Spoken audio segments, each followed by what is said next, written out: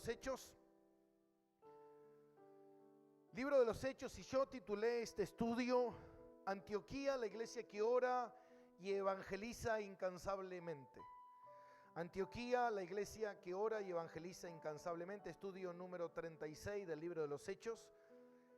Y estamos en el capítulo 13 y vamos a leer el versículo 1, 2 y 3. Y dice: había entonces en la iglesia que estaba en Antioquía profetas y maestros: Bernabé, Simón el que se llamaba Níger, Lucio de Cirene, Manaes el que se había criado junto a Herodes el tetrarca, y Saulo. Y ministrando estos al Señor, ayunando, dijo el Espíritu Santo: apártame a Bernabé y a Saulo para la obra a la que los he llamado. Entonces, habiendo ayunado y orado, le impusieron las manos y los despidieron. Hasta ahí.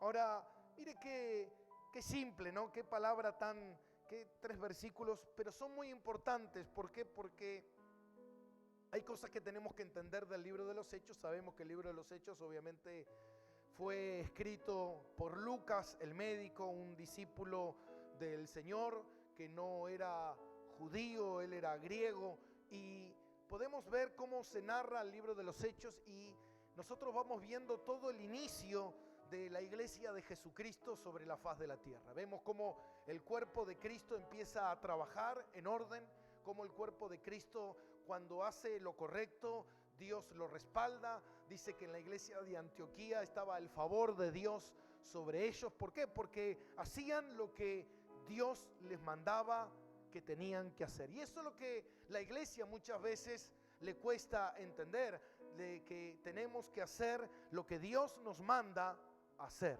Amén. No lo que nosotros queremos, sino lo que Dios quiere.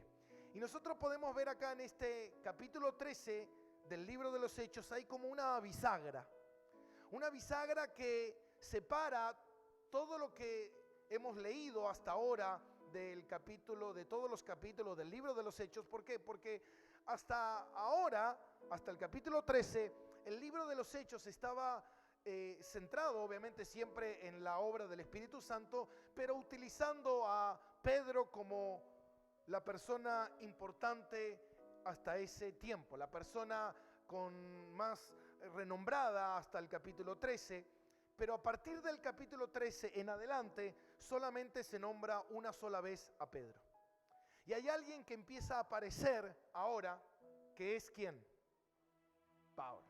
Pablo es el que Pedro sale de escena y empieza a aparecer Pablo en escena. Y esto es importante para nosotros darnos cuenta de qué manera Pablo empieza a aparecer en escena.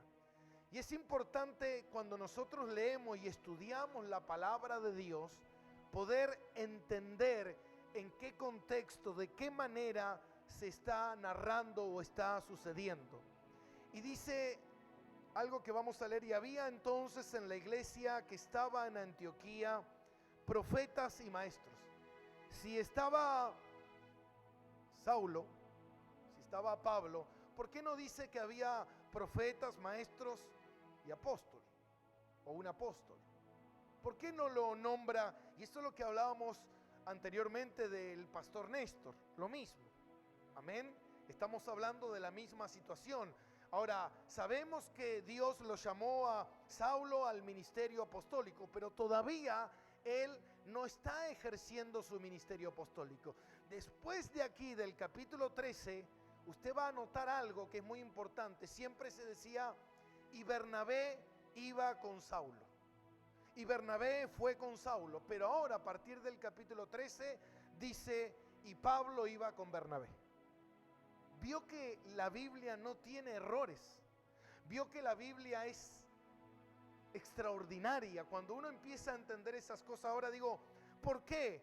Primero, no se lo está llamando a Saulo Pablo, se lo está llamando Saulo como su nombre que él tiene en hebreo, y no Pablo, su nombre en griego.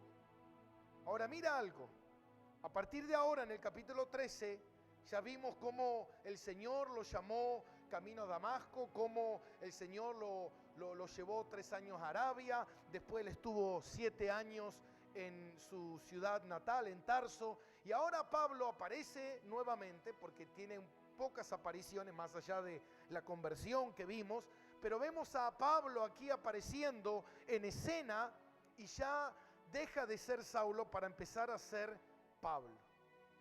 Es la última vez que vamos a leer el nombre de Saulo, más allá después cuando él cuenta su testimonio. Pero él, a partir de ahí, él empieza a ser Saulo. ¿Por qué? Porque él ya empieza a ejercer su ministerio en otro nivel. Ahora sí sabemos que cuando Dios lo llamó para ser un apóstol, pero todavía él no era apóstol. Yo recuerdo cuando Cristo vino a mi vida, lo primero que Cristo me dijo es que yo iba a ser un pastor. Y pasaron muchos años hasta que yo empecé recién a pastorear. Y después de empezar a pastorear, pasaron muchos años para empezar a sentirme pastor. ¿Está acá conmigo? Amén. Y algo que tiene Dios es que Dios tiene tiempos. Y los tiempos de Dios son inamovibles. Nadie puede adulterarlos, alterarlos, apurarlos. Nadie. Los tiempos de Dios son los tiempos de Dios y están establecidos. Una vez se dice, yo quiero que esto ocurra, que esto suceda, y no pasa de esa manera. Entonces podemos ver cómo Pablo empieza a aparecer como un personaje importante. ¿Por qué hay esta bisagra en el capítulo 13 del libro de los Hechos? ¿Por qué? Porque se empieza a cumplir proféticamente lo que el Señor había dicho, que el evangelio iba a ser predicado en Jerusalén, en Judea, en Samaria y en los confines de la tierra. Fíjate que el Señor no empieza por los confines de la tierra, por Judea, por Samaria y por Jerusalén. Es lo que Él dice, cómo comienza, y es así como comienza. Él dice cómo va a continuar, y así es como continúa. ¿Por qué? Porque nosotros tenemos que entender, y algo que la iglesia de Antioquía sabía leer, algo que nosotros no sabemos leer, es que la iglesia de Antioquía sabía leer cada etapa que Dios inauguraba. ¿Está acá conmigo? Tenemos que saber leer cada etapa que Dios está inaugurando. No puedo yo inaugurar una etapa en mi vida si Dios no la inaugura. No puedo yo pretender entender algo que Dios todavía no quiere que yo entienda. No puede Dios llevarme a hacer algo o yo hacer algo que Dios todavía no inauguró para que yo entre en ese. Porque hay tiempos establecidos.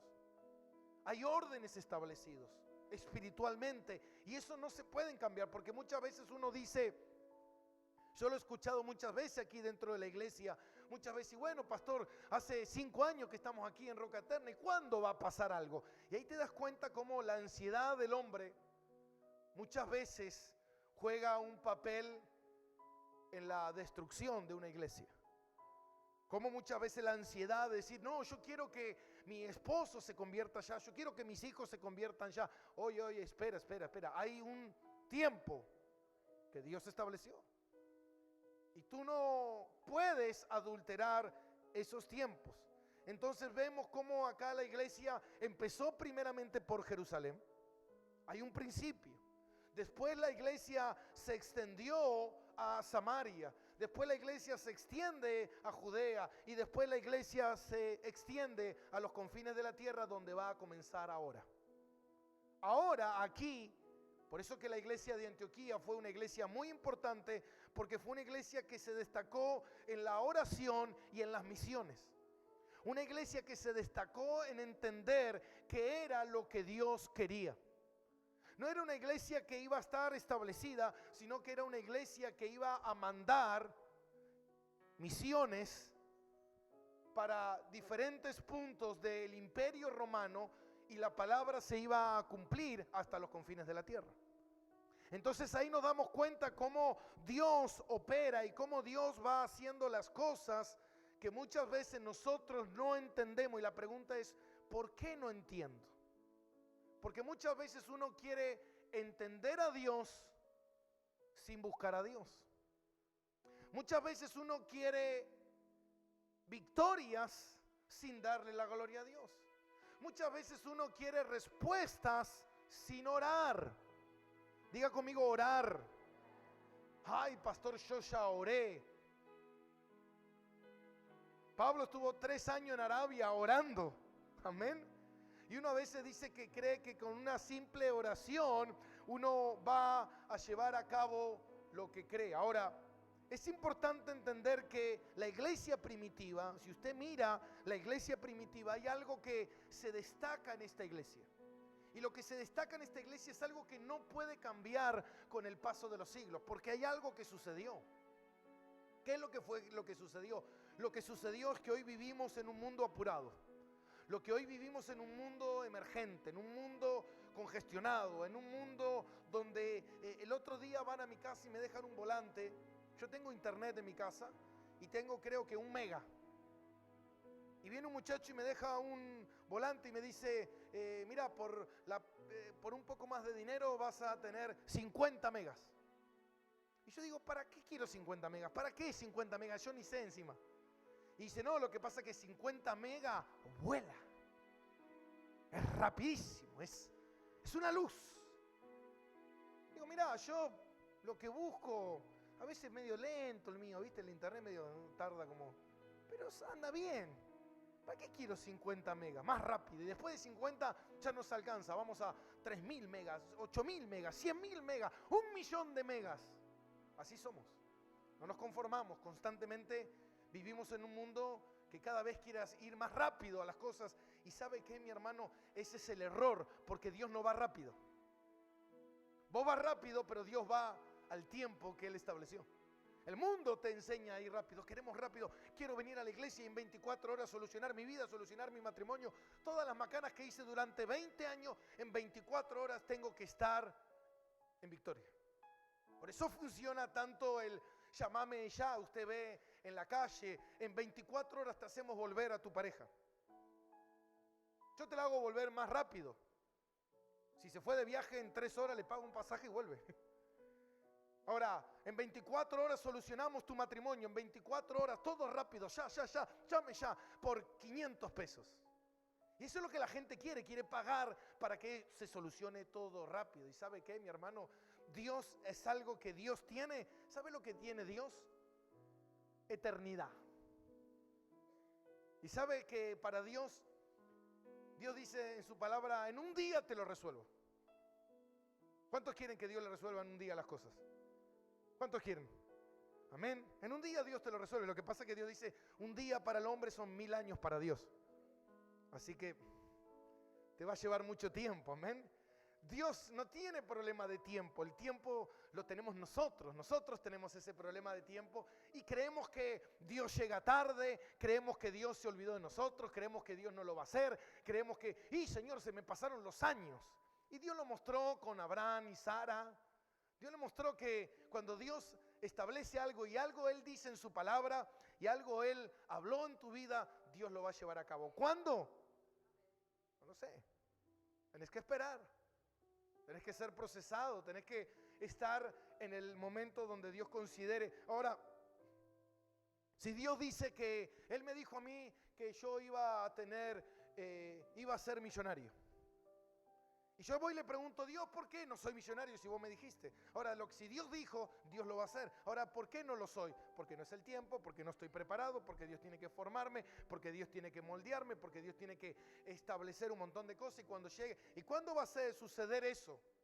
Como yo hablaba la otra vez, cuando ese hombre, el dueño de KFC, una de las cadenas rápidas de comida rápida en Estados Unidos y en el mundo entero, que es multimillonario, él cuando cobró su retiro a los 70 años le dieron un cheque que era un poco de dinero y no sabía qué hacer, si comprarse una pistola porque se quería suicidar. ¿Y sabe lo que se compró? Una freidora. Y a partir de ahí él empezó a freír pollo y hoy es una de las cadenas más importantes del mundo. Él a los pocos años murió siendo el hombre más millonario del mundo. Pero ¿sabe cuándo vino su fortuna? A los 70 años. Pastor, ya a los 70 años ya no puedo andar de caravana, no puedo andar con saliendo de noche, ya a los 70 años medio que estás medio... Mirá Coco, dice, yo puedo todavía, dice. Amén. Ya tener que acordarte de la pastillita, amén. Ya no tengo 20, yo quiero ser millonario a los 20. Y a veces uno no entiende eso, que Dios sabe cuáles son sus tiempos y los tiempos de Dios, amén. Entonces uno empieza a decir, pastor, usted se equivocó, Dios mintió, Dios... No, tú no entiendes algo, lo que pasa es que tú estás muy apurado. Estamos muy apurados, amén. Y la iglesia entendía eso, entendía que ellos no iban a llevar a cabo algo, si no tenían respuesta y dirección de Dios por medio de la oración. Y eso es importante entender esto, que nosotros no podemos hacer algo sin la dirección de Dios. Y muchas veces nosotros nos olvidamos de orar, dejamos la oración. ¿Por qué? Porque muchas veces la gente no ve respuesta a su oración. ¿Por qué no ve respuesta a su oración? Porque quiere que la respuesta sea inmediata, quiere que la respuesta sea allá. Y no entendió cuál es la función de la oración. Y el problema es que hoy en día la iglesia no sabe orar. Y le voy a pasar a explicar el por qué no sabemos orar. La iglesia en el mundo entero hoy en día no sabe orar como la iglesia de Antioquía. No sabe orar como la iglesia en sus comienzos. La iglesia primitiva, que era una iglesia que oraba y exponía todo a Dios. Ahora, ¿qué es la oración? ¿Qué es la oración? La oración es, y yo escribí esto, la oración es exponer mis deseos a Dios. Amén. Porque la palabra de Dios dice que nosotros tenemos que orar para exponer a Dios nuestras inquietudes, nuestras dolencias, nuestros problemas. Ahora, la oración es exponer mis deseos a Dios para terminar aceptando los deseos y la voluntad de Dios. ¿Se entiende? Lo vuelvo a repetir. La oración es exponer mis deseos a Dios para terminar aceptando sus deseos y su voluntad. Lo que pasa es que muchas veces nosotros cortamos en ese límite. Solamente le expongo a Dios mis necesidades y mis deseos. Obviamente hay muchos cristianos que ni siquiera oran. La gran mayoría ni siquiera oran. Otros cumplen como un tipo compromiso por medio de la oración. Ay, Padre, te damos gracias, Señor, por estos alimentos. Amén, amén. Amén. Otros le pasan un informe policial a Dios. Padre del cielo, si la vecina me hizo mal, me lastimó, Señor, aquel que me debe 10 pesos, Señor, el otro que no me pagó. Padre del cielo, fíjate mis enemigos, Señor, destruyelos, mátalos a todos, Señor, te lo pedimos. Y le empezamos a exponer a Dios un informe detallado de todos nuestros problemas. Y ¿sabe qué, mi hermano? Dios sabe de cada cosa que tenés necesidad. La oración no se trata de eso. No se trata de hacer un informe policial a Dios, porque Dios conoce todas las peticiones de tu corazón. Muchos oran también, ¿sabe para qué? Para decirle a Dios qué es lo que tiene que hacer. Señor, yo te pido, Padre del cielo, que me lo quites del lado, Señor, y que lo lleves, Señor, a vivir a Santiago del Estero, a la calle de aquí a la vuelta, Señor, porque ya no lo soporto más, que se tome tal micro el día de mañana, Señor, dale para el remis, Señor, y que no lo vea nunca más en la cara, porque no lo soporto. Entonces le empezamos a decir a Dios qué es lo que Dios tiene que hacer. Y ¿sabe qué, mi hermano? La oración no es para darle órdenes a Dios. La oración no es para sugerirle a Dios, porque Dios es soberano. Entonces ahí nos damos cuenta muchas veces que cometemos un grave error al orar. Después hay otro tipo de oración, la oración grupal, o la oración que hacemos en la familia, o la oración que muchas veces hacemos con diferentes hermanos, que no son oraciones, sino son echadas en cara. Está orando con el esposo. Padre del cielo, Señor, sabemos, Dios, que tu palabra dice que el esposo debe amar a la esposa, Señor, y cuidarla como vaso frágil. Y le empieza a exponer delante del marido, porque el marido quiere que escuche. Amén. O si no, están orando en grupo y están orando y de repente, Padre del cielo, tú sabes, Señor, que los chismosos no entrarán al reino de los cielos. Y que los que deben tienen que devolver lo que deben. realidad es una echada en cara. Eso no es orar. Eso es una echada en cara, eso está mal delante de Dios. Eso no trae respuesta a nuestras oraciones, amén. El orar tirando indirectas no funciona. Muchas veces uno ora con las emociones y las emociones son terribles.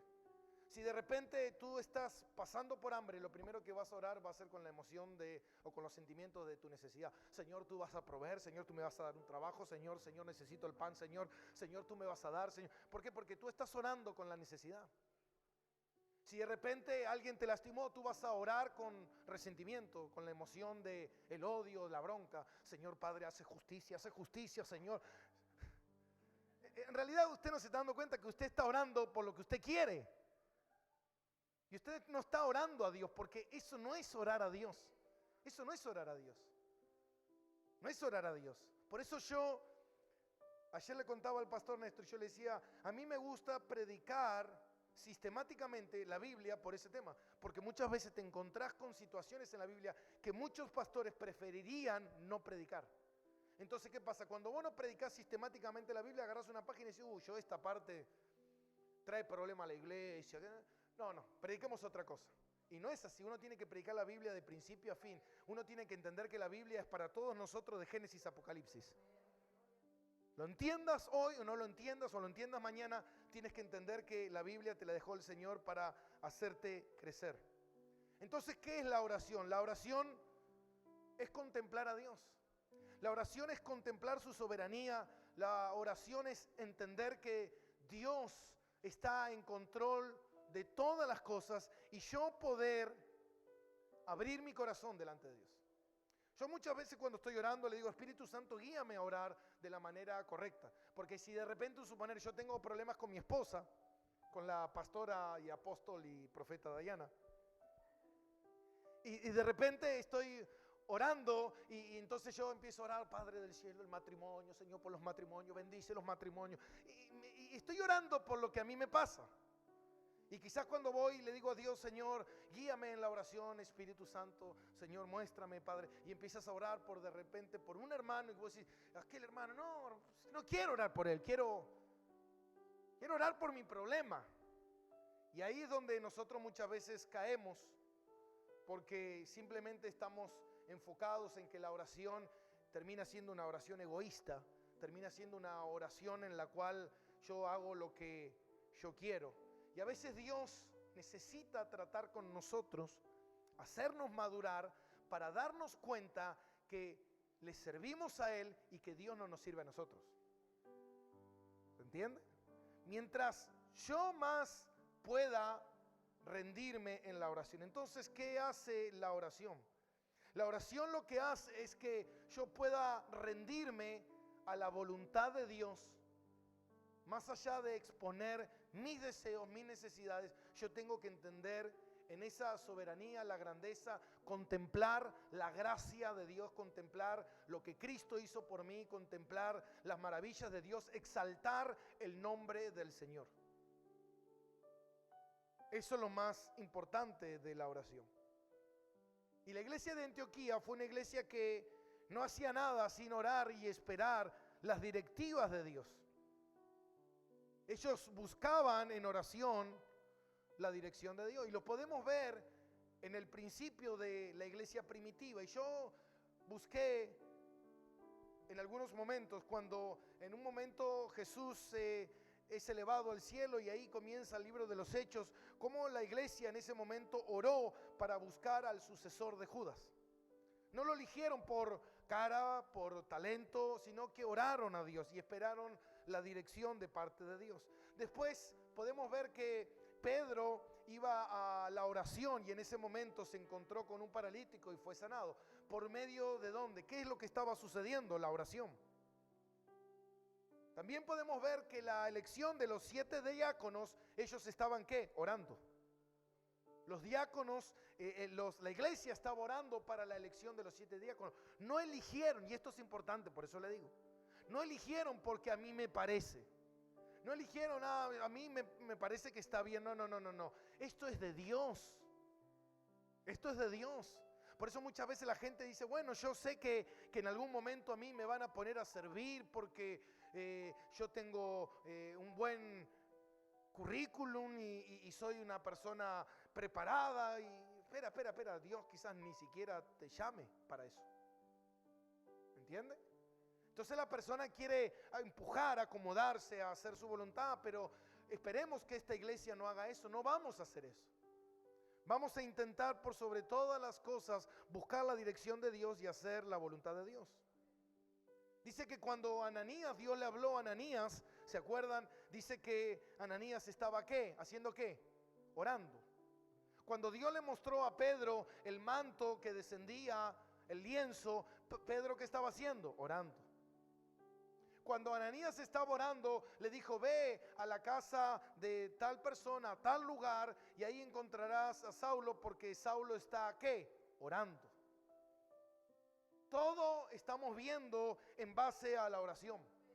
Todo está basado en la oración. Hoy muchas personas quieren resolver sus asuntos, escuche bien, sin orar. La gente quiere resolver sus cosas sin orar. La gente quiere hacer lo que le parece sin la oración. Bueno, ya oré y lo hago. No, tú tienes que orar y esperar la respuesta de Dios. Y eso es lo que más adelante quiero hablar, cómo Dios me habla a esa respuesta. Y hay formas, maneras que Dios te habla. Primeramente uno tiene que conocer la Biblia. Yo no puedo pretender que Dios me hable si yo no conozco la Biblia. Porque si yo no conozco la Biblia, muchas veces voy a sentir, porque a vos te puede hablar la carne, te puede hablar el Señor y te puede hablar el diablo. ¿Está acá de acuerdo? Amén. Entonces usted va a tener que aprender a discernir. Y esa parte de discernir la voluntad de Dios no es fácil. No es una tarea tan simple. No es que, el Señor me dijo que me iba a casar con una que tiene pollera azul. Amén.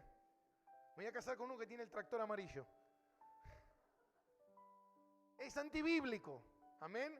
Entonces cuando uno no conoce la palabra de Dios, uno no puede pretender que esa es la dirección de Dios. Entonces uno tiene que tomar las cosas con calma porque va a cometer muchísimos errores. Si nosotros queremos que la iglesia sea guiada por Dios, por el Espíritu Santo, tenemos que saber orar y saber esperar. Hoy muchas iglesias están bajo la metodología del hombre. ¿Por qué? Porque no oran y esperan la dirección del Espíritu Santo. No oran y esperan la dirección del Espíritu Santo. Muchas personas resuelven sus asuntos como les parece. ¿Y sabe qué, mi hermano? Tu parecer está mal. Tu mente está mal. Tu corazón está mal. Tus emociones están mal. Toda tu vida está mal. Por eso estás de este lado de la gloria. Fuiste rescatado del pecado. Ay, pastor. Siento. ¿Sabe la gente que, yo sentía que Dios me habló por el sentir? Dios me habló y me dijo que me ponga de novio con aquel chico que conocí en la esquina tomando una birra, porque el Señor me dijo que yo voy a ser instrumento y él se va a convertir al Señor. Tiempo después la termina matando a trompada. Pero Dios me dijo, no, Dios no te dijo, fue tu emoción. ¿Entiendes? ¿Por qué? Porque ya de por sí, al no conocer la Biblia, uno obra bajo sus emociones y sus sentimientos y cree que fue Dios el que le dijo cuando no fue Dios el que me dijo. Vemos mucha gente actuando de cierta manera. No, voy a hacer tal cosa porque a mí me parece. No es lo que a ti te parece, es lo que Dios ordena. Hermano, si tú te mueves con lo que a ti te parece, vas a cometer muchos errores y vas a lastimarte severamente. Tenemos que entender que la iglesia tiene que ser equipada por el Espíritu Santo. Y es Dios el que va equipando a la iglesia. Es Dios el que va equipando al hombre, como yo dije aquí. Si el Señor consideraría que de repente hay un área en la cual es necesaria, fundamental, Dios ya estaría trabajando con alguien, preparándolo para cierta área. Si nosotros queremos que el Evangelio se extienda y podemos entender que el Señor lo llamó al pastor Néstor ya hace ¿cuántos años? 7 años, mire. Significa que el Señor ya estaba en sus planes la extensión, pero primeramente el Señor llamó, preparó para poder expandir el reino. ¿Me entiendes? No es que de repente, se expandió el reino, ¿y ahora qué hacemos? Bueno, vení fulanito, dale y hacé. Nada. Eso no es orden, es desorden. Eso no está bajo la dirección del Espíritu, ¿me entiende? Eso no es de Dios.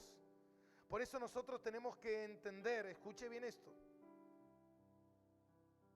que yo tengo que aprender a orar, no para que Dios haga lo que yo quiera, porque Dios primeramente no lo va a hacer, sino que yo tengo que entender que tengo que orar para ver cómo Dios quiere que yo haga las cosas. No para que Dios haga, sino para saber yo qué tengo que hacer. La pregunta es, ¿sabes qué tienes que hacer? ¿O le dices a Dios qué es lo que Él tiene que hacer? Dios, tú no le puedes decir a Dios qué es lo que tiene que hacer porque Él no lo va a hacer. Porque Él es Dios y es perfecto. El imperfecto soy yo. Entonces yo tengo que orar para preguntarle a Dios qué es lo que yo tengo que hacer. Señor, enséñame. Señor, guíame. Señor, muéstrame. Señor, capacítame. Y dice que, volvemos de vuelta al libro de los Hechos, capítulo 13. Y dice, ministrando estos al Señor, ayunando, dijo el Espíritu Santo, apartame. ¿A quién le dijo? Y seguramente a todos que estaban ahí. Dios le puso a todos el mismo propósito. Y le dijo, apartame a Bernabé y a Saulo para la obra a que los he llamado. Fíjate algo, el Señor llama en ese momento para la obra misionera a Bernabé y a Saulo. Los dos hombres más importantes que la iglesia tenía. Nadie quisiera en ese momento desprenderse de los dos mejores obreros que ellos tenían, pero era un plan y la voluntad de Dios y uno no tiene que hacer lo que a uno le parece. Pablo tenía que irse a la misión, Bernabé se tenían que ir a la misión y la iglesia se iba a quedar sin sus dos mejores hombres, Bernabé y Pablo. ¿Por qué? Porque Dios tenía otros propósitos, ¿se entiende? No son los míos, son los de Dios. No es como yo lo veo, sino es como Dios quiere que las cosas se hagan. Dicen por ahí algunos pastores que Dios, antes de hacer una gran obra, escuche bien esto porque ya voy terminando, antes de hacer una gran obra, Él mueve a su gente a orar. Dios no puede hacer una gran obra si primeramente no nos mueve en oración. Lo que sucede es que a muchos no les gusta orar. Entonces, ¿qué pasa? Dios, de cualquier forma, ¿me entiende? ¿De cualquier forma? ¿Me entiende lo que es cualquier forma? Si Dios quiere hacer una gran obra y Él tiene que mover a la iglesia a orar, ¿por qué te reís?